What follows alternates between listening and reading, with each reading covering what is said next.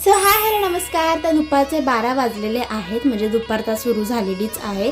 So आज घरी कोणीच नाही तर काहीतरी आज करायलाच पाहिजे. तर पहिले पटापटा पाणी पिऊन घेतलं, कारण उन्हाळा भरपूर आहे इथे.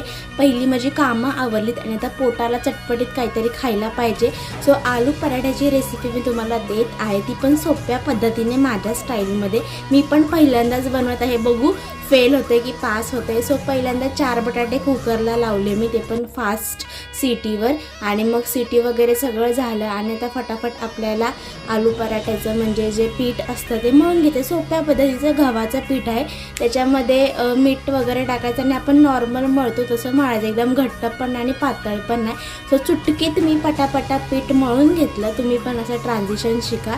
आणि त्यानंतर आपला बटाटा उकडून झाला की साली वगैरे काढून त्यात मीठ, जिरं, तिखट, हळद आणि मिरची टाकायची आहे. साधंच मला असं स्टफिंग आवडतं. तुम्ही त्यात कांदा पण टाकू शकता आणि तुम्हाला हवं ते करू शकता. आणि मग सगळं मस्तपैकी एकजीव करून घ्यायचं.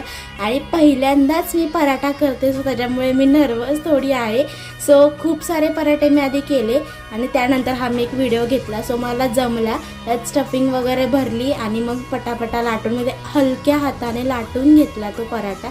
आणि मग त्याला गॅसवर टाकला आणि किती खरपूस झाला आहे, तुम्हीच बघा. मस्त असा लागत होता.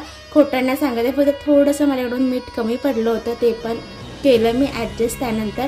आणि मग झाला की पराठा पटापट ताटात घेतला आणि खाल्ला. बाकीचं उद्याच्या व्लॉगमध्ये बघूया.